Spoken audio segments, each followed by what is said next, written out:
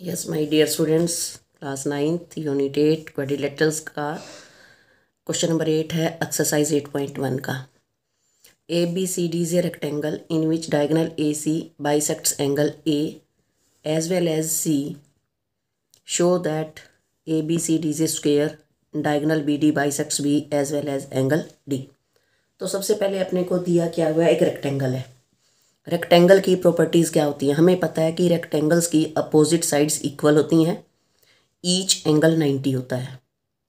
इस प्रॉपर्टी को यूज़ करते हुए हम आगे चलते हैं।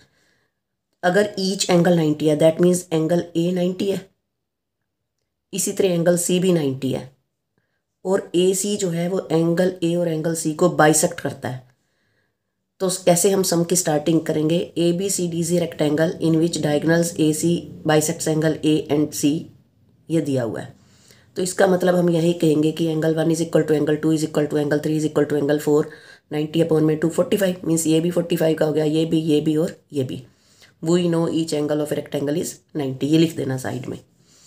अब अगर मैं ट्राइंगल ए डी सी देखूँ, ए डी सी, तो उसमें एंगल 2 भी 45 का है और 4 भी 45 का है।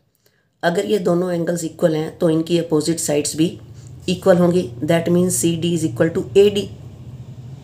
दूसरी तरफ अगर हम देखें तो ये सी डी और ए डी जो है वो एडजेसेंट साइड्स हैं, रेक्टेंगल की एडजेसेंट साइड्स हैं। और अगर रेक्टेंगल की एडजेसेंट साइड्स इक्वल हो जाएं तो वो एक स्क्वायर बन जाता है। क्लियर। उसके बाद है कि हमने प्रूव करना है कि जो डायगोनल बी डी है वो बाइसेक्ट करता है बी को और डी को। तो इसके लिए हम एक तो डायरेक्ट ये लिख सकते हैं, again we know in a square diagonals bisect the angles, therefore we will say diagonal B D bisects angle B as well as angle D. और अगर आपको लगे कि ये इससे तसल्ली ना हो तो आप क्या करो, इस फिगर को बना लो दोबारा। अभी हमने प्रूव कर दिया ना कि वो रेक्टेंगल जो है वो स्क्वायर है, तो हम स्क्वायर बना देते हैं। स्क्वायर तो हमने प्रूव कर दिया। अब इस स्क्वायर में एक ट्राइंगल ये ले लो और एक ये ले लो, एक तो ले लो डी ए बी और एक ले लो डी सी बी। तो इसकी जो डी सी साइड है वो उसकी डी ए के इक्वल है, अभी हमने प्रूव करा एडजेसेंट साइड्स। और इसकी जो बी सी है वो इसकी ए बी जो है वो इसकी बी सी के इक्वल है, और डी बी दोनों में आती है। मीन्स ये ट्राइंगल इसके कॉन्ग्रुएंट है। अगर हम इसको ऐसे उलट देते हैं तो ये इक्वल आ जाएगा, पूरा पूरा कवर कर लेगा। तो means angle 5 is equal to angle 6 हो गया और 7 इज इक्वल टू 8 हो गया।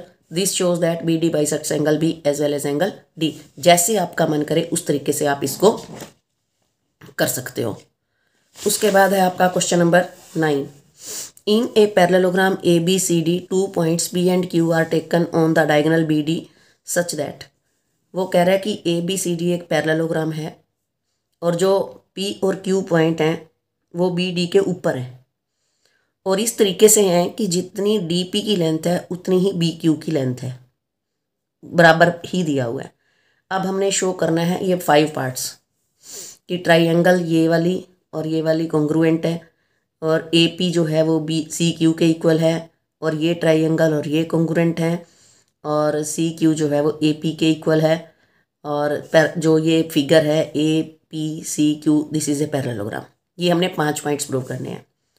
ज़रूरी नहीं है कि हम बिल्कुल इसके अकॉर्डिंग पहला पॉइंट, दूसरा पॉइंट, तीसरा पॉइंट प्रूव करें। जो हमारी नॉलेज है उसके बिहाफ पर हम कुछ भी पहले प्रूव कर सकते हैं।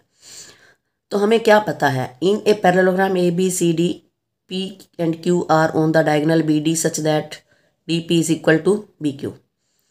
We know diagonals of the parallelogram always bisect each other. हमें ये पता है कि जो पैरेललोग्राम के डायगोनल्स होते हैं हमेशा बाइसेक्ट करते हैं।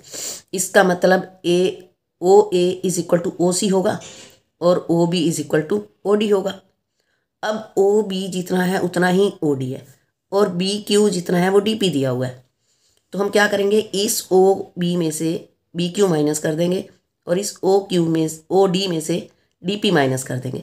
माइनस करने के बाद OQ और OP आ जाएगा। देखिए AO is equal to OC, OB is equal to OD, but BQ is equal to DP given. तो OBO में से BQ माइनस कर दो और OD में से DP माइनस कर दो, तो ये बन गया OQ is equal to OP। अब इस क्वाड्रिलेटरल को देखो AQCP, AQCP में OA is equal to OC तो ऑलरेडी था, और OP is equal to OQ अब हमने प्रूव कर लिया। इसका मतलब इसके जो डायगोनल्स हैं वो बाइसेक्ट करते हैं। अगर डायगोनल्स बाइसेक्ट करते हैं तो इसका मतलब क्या हुआ कि AQCP is a parallelogram. That means हम सबसे पहले 5th पार्ट पे आ गए। हमने फिफ्थ पार्ट सबसे पहले प्रूव कर दिया। अगर हमने फिफ्थ पार्ट प्रूव कर दिया तो उससे हमारा सेकंड और फोर्थ फटाफट हो गया। Now in quadrilateral A Q C P, ये we know opposite sides of the parallelogram are always equal. हमें पता है कि अपोजिट साइड्स हमेशा इक्वल होती हैं। तो इससे क्या हुआ, ए पी जो है वो सी क्यू के इक्वल प्रूव हो गया, जो कि आपका पार्ट था सेकंड। और ये A Q is equal to C P prove हो गया, क्योंकि opposite sides of the parallelogram है। और ये पार्ट हमारा फोर्थ, यानी फोर्थ और सेकंड और फोर्थ पार्ट उसी पैरेललोग्राम के प्रूव होते ही प्रूव हो गए। अब रह गए फर्स्ट और थर्ड पार्ट। फर्स्ट पार्ट में ट्राइंगल्स उठा लो, A D P, A P D और दिस। अब इसकी ये साइड इसके इक्वल है, ये और ये गिवन था, और ये हमने अभी प्रूव कर दी। तो S S S congruence condition से ये ट्राइंगल्स कॉन्ग्रुएंट प्रूव हो जाएगी। सेम हेयर, ये और ये अपोजिट साइड्स हैं पैरेललोग्राम की, ये और ये आपको पहले से ही दिया हुआ था, और ये हमने पहले पैरेललोग्राम प्रूव कर दिया, तो अपोजिट साइड्स है। तो ये आपका इस तरीके से इसका प्रूफ हो गया। तो ये थे आपके क्वेश्चन नंबर 8 और क्वेश्चन नंबर 9।